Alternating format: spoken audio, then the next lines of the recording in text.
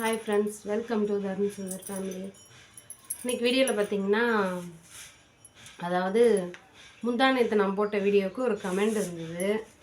தம்ப்நெயிலில் போட்டிருக்கேன். அந்த ஐடியோட பேர் பாருங்கள், மதிவாணன் அப்படின்ற ஒரு பேர். அந்த ஆள் யாருன்னு எனக்கு தெரியல.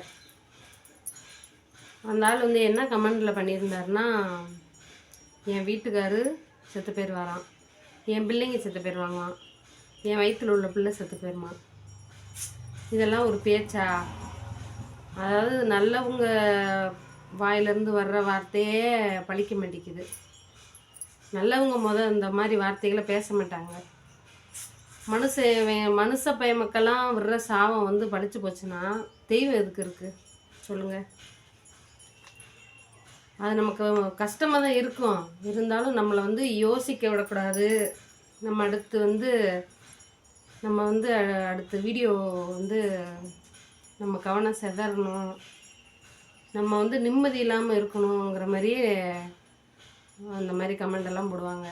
எனக்கு இந்த மாதிரி கமெண்ட் வந்ததில்லை. இருந்தாலும் முதல் முறை வரவும் கொஞ்சம் கஷ்டமாக தான் இருந்துச்சு. அவ்வளோதாங்க. நான் அதை அப்பயே மறந்துட்டு சரி, இதை வந்து ஒரு ஸ்க்ரீன்ஷாட் எடுத்து வச்சுக்கிறோன்னு எடுத்து வச்சுட்டு அந்த கமெண்ட்டை வந்து ஹைடு பண்ணிட்டேன். அந்த ஐடியை வந்து மதிவாணன்கிற ஐடியை வந்து ஹைடு பண்ணிட்டேன். இந்த கமெண்ட் வந்து எதுக்கு வந்துச்சுன்னு பார்த்தீங்கன்னா, இர்ஃபான் வீடியோ ஒன்று போட்டேன் பார்த்தீங்களா முந்தா நேற்று, அதுக்கு வந்தது. நேற்று வந்து யூடியூபர்லாம் என்ன சந்தோஷமாக இருக்கிறதா நினச்சிக்கிட்டு இருக்காங்க. அவங்களாம் ஒவ்வொரு யூடியூபருக்கு பின்னாடி யூடியூபர் ஆகிறதே கஷ்டம். நீங்கள் நினைக்கிற மாதிரி எல்லாம் வீடியோ போட்டால் சம்பாதிக்க முடியுமானா முடியாது. யூடியூப் சேனல் வச்சுருக்கிறவங்களுக்கு தான் அதோட கஷ்டம் தெரியும். வீடியோ போட்டால் பணம் கொடுத்துருவாங்களா, கமெண்ட் போட்டால் பணம் கொடுப்பாங்களா, லைக் போட்டால் பணம் கொடுப்பாங்களா, நீங்கள் வீடியோ ஷேர் பண்ணால் பணம் கொடுப்பாங்களான்னா எதுக்குமே காசு கிடையாது. யூடியூப்பில் இப்போ நான் போடுற வீடியோவை பார்க்குறீங்க பார்த்தீங்களா, இதுக்கு மட்டும்தான் காசு. அது எவ்வளோ தருவாங்க?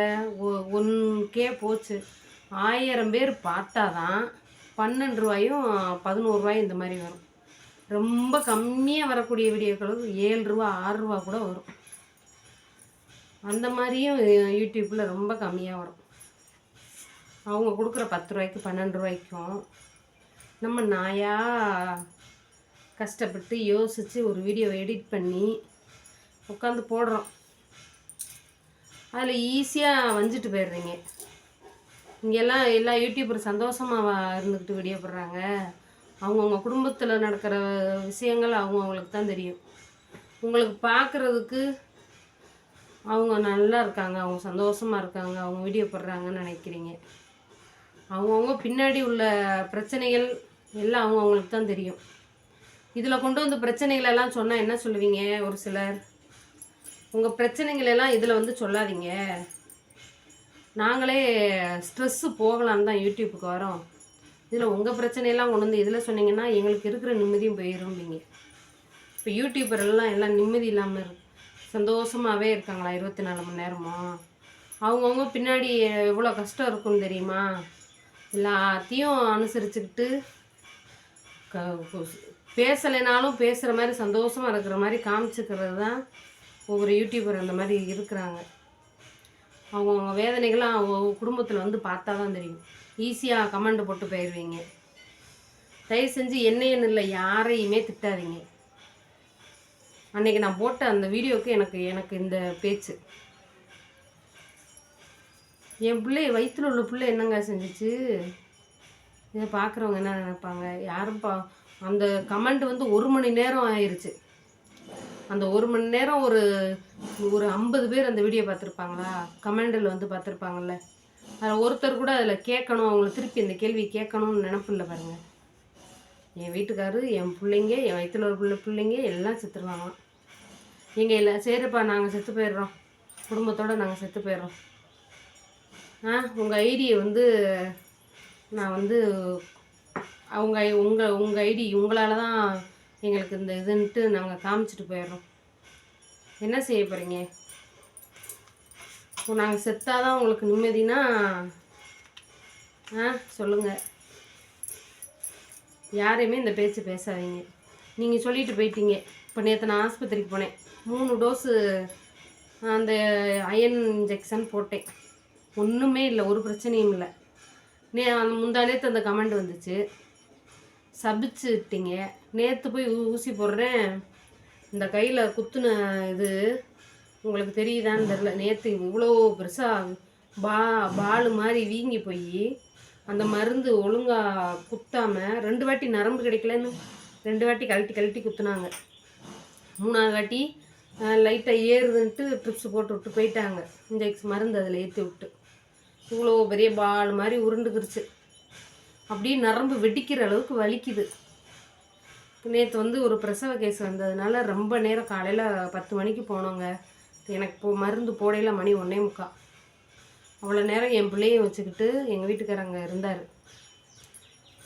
இவ்வளோ வந்து பார்த்துட்டு போனார். இவ்வளோ நேரமானு சமைக்கலை, சாப்பாடு வாங்கிட்டு தான் போனோம். நான் வந்துடுவோம் எப்போயும் ஒரு அந்த மருந்து இறங்குறதுக்கு 20 நிமிஷம் கூட ஆகாது, 1/4 மணி நேரத்தில் இறங்கிடும். நர்ஸுங்க ஆள் இல்லாமல் டெலிவரி பார்த்துக்கிட்டு கொஞ்சம் லேட் ஆகிடுச்சு. எங்கள் வீட்டுக்காரர் அப்பயே கொஞ்சம் ஒரு மாதிரி ஆகிட்டார். இவ்வளோ நேரம் நின்றுருக்கோம். வீட்டில் நைட்டு எனக்கு என்னென்ன பேச்சு தெரியுமா? அவர் காசு கொடுத்துருவாராம், நான் பிள்ளையை நானே பார்த்துக்கிறணுமா, பிரசவம் நானே பார்த்துக்கிறணுமா, நீ யாரை வேணால் கூப்பிட்டு வச்சுக்கோ பிரசவத்துக்கு. அவங்கவுங்க வேதனை அவங்கவுங்களுக்கு தான் தெரியும். நீங்கள் வாட்டுக்கு வந்துட்டு போயிடுறீங்க. பிரசவத்துக்கு நான் காசு கொடுக்குறேன், நீ யார் வேணால் வச்சுக்கோ அப்படிங்கிறாரு. உனக்குன்னா எனக்கு அவ்வளோ நேரம் உட்காரணும்னு தேவையாங்கிறாரு. பிள்ளை ஏதோ சொந்தக்காரவங்க பிள்ளை மாதிரியும் நான் பிள்ளை பக்கம் போகிற மாதிரியும் அந்த மாதிரி பேச்செல்லாம் நான் எவ்வளோ கஷ்டப்படுறேன் எனக்கு தான் தெரியும். இன்ன வரைக்கும் என் காதில் இருக்கிற தோடை தவிர எல்லாத்தையும் அடகு வைக்க கொடுத்துட்டேங்க, எதுவுமே கிடையாது. ஆனால் நான் என் கையில் 5 ரூபா 10 ரூபா இருந்தால் என் பிள்ளைகளுக்கும் சரி, என் வீட்டுக்காரர் கேட்டாலும் சரி கொடுத்துருவேன், உடனே கொடுத்துருவேன்.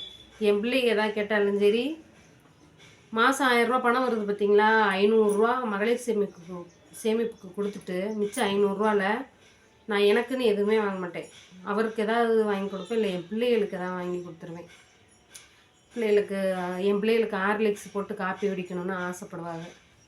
1/4 கிலோ பாக்கெட் வாங்கிட்டு வந்தேன், கலைய போச்சு. அவங்களுக்கு என்னென்ன ஆசைப்பட்றாங்களோ அந்த 500 ரூபாய்க்குள்ளே வாங்கி கொடுத்துருவேன். ஒரு 100 ரூபா நான் கையில் வச்சுருப்பேன், தெருவில் ஏதாவது வந்தால் போனால் வாங்கி கொடுப்போன்னு. இந்த மாதிரி தான் நான் செய்வேன். யூடியூப்பில் பணம் வந்தாலுமே என் பேரில் வராது, எங்கள் வீட்டுக்காரர் பேரில் தான் வரும். இப்போ ஒரு 2 மாதமாக பணம் வரல, 1 மாதம் விட்டு 1 மாதம் வந்துச்சு, 2 மாதம் அதே அவர் பேரில் தான் வந்துச்சு. என்கிட்ட கொடுக்க மாட்டார். 500 ரூபா மாசி சிவன்ராத்திரிக்கு வந்துச்சு பணம். மாசி சிவன்ராத்திரி ஜனவரி மாதம் வரல, டிசம்பர் மாதம் வந்துச்சு, ஜனவரி மாதம் வரல, பிப்ரவரி மாதம் வந்துச்சு, மார்ச் மாதம் வரல. பிப்ரவரி மாதம் வந்துச்சு பார்த்தீங்களா, அதில் 500 ரூபா கொடுத்து பழம் வாங்கிக்கணும். என் காசில் 500 ரூபா எனக்கே கொடுத்து பழம் வாங்கிக்கணும்னு கொடுத்தாரு. 500 ரூபா பழங்கள் வாங்கிட்டு வந்தேன். அதுக்கப்புறம் இந்த ரத்த பிரச்சனை வந்துச்சா, ரத்தம் இல்லைன்னு ஆஸ்பத்திரியில் அட்மிட் ஆக சொன்னாங்க டாக்டர். உங்களுக்கு எல்லோரும் தெரியும். அட்மிட் ஆக வேணான்னு சொன்னது என் வீட்டுக்காரர் தான். ஃபோன் பண்ணி கேட்டேன், அட்மிட் ஆக சொல்கிறாங்க, என்ன செய்யலாம்? வேண்டாம், அடுத்தவங்க ரத்தத்தை ஏற்றுனா பிரச்சனையாக போயிடும்னாரு. சரி, நம்ம அட்மிட் ஆனால் அவர் நமக்கு சோறு கொண்டுக்கிட்டு அலையணும், பிள்ளைகளும் பாவம், எதுக்கு நம்ம வேணான்ட்டு நான் வந்தது காரணம் அதுதான். இருந்தாலும் நான் என்னையை நானே சொல்லிக்கிடுவேன். வந்துட்டோம், என்ன செய்ய, மனசில் அவ்வளோ வேதனை இருக்குங்க. அதெல்லாம் உங்களுக்கு புரியாது.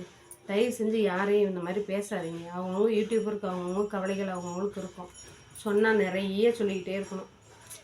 அதனால தான் நாங்கள்லாம் எதையுமே அப்படியே மனசில் கவலைகள் இருந்தாலும் எதுவும் இல்லாத மாதிரி நாங்கள் வாட்டுக்கு ஜாலியாக பேசுவோம். நான் என்றைக்காவது கவலைப்பட்டிருக்கேனா? எப்போ கவலைப்பட்டு நான் அதாவது நான் ஈஸியாக சந்தோஷப்பட்டாலும் ஈஸியாக சந்தோஷப்பட்டுருவேன், கவலைப்பட்டாலும் ஈஸியாக கவலைப்பட்டுருவேன். அந்த மாதிரி ஒரு கேரக்டர். என் கையில் 5 ரூபா 10 ரூபா இருந்தால் இல்லைன்னு கேட்டால் கொடுத்துருவேன். ஆனால் எனக்கு யாராவது, நான் யார்ட்டையும் கேட்க மாட்டேன். அவ்வளோ சீக்கிரத்தில் நான் யார்ட்டையும் எனக்கு கஷ்டம் கொடுங்கன்னு கேட்டதே இல்லை இன்ன வரைக்கும். எங்கள் அம்மா செத்து 4 வருஷம் ஆகுது. எங்கள் அம்மாவுக்கு முந்தா நேற்று நினைவு நாள், மறந்துட்டேன். நான் நைட்டு 7 மணிக்கு ஞாபகம் வந்துச்சு. 3 வருஷமாக இலை போட்டு சாமி கும்பிட்டு படையல் போட்டேன்.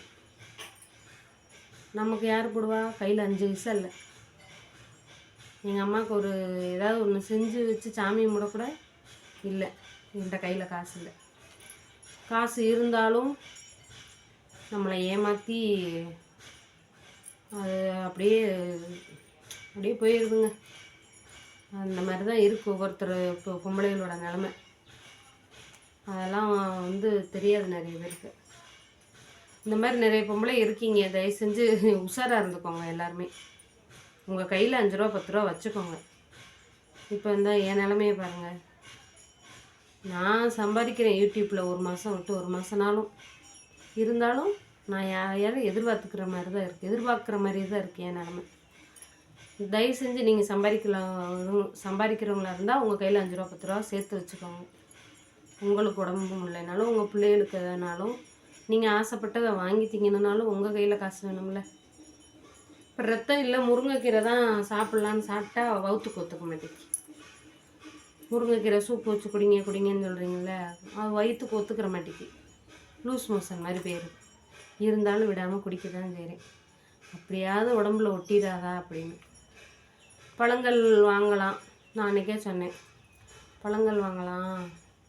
ஆனால் அதுக்கும் நம்ம ஒருத்தர் எதிர்பார்க்குற மாதிரி இருக்குது. ஒரு வாட்டி 2 வாட்டி கேட்கலாம். கேட்டு வாங்கி தரலைன்னா நம்ம என்ன செய்ய முடியும்? அவ்வளோதான், விட்டுட்டு போய்கிட்டே இருக்கணும்.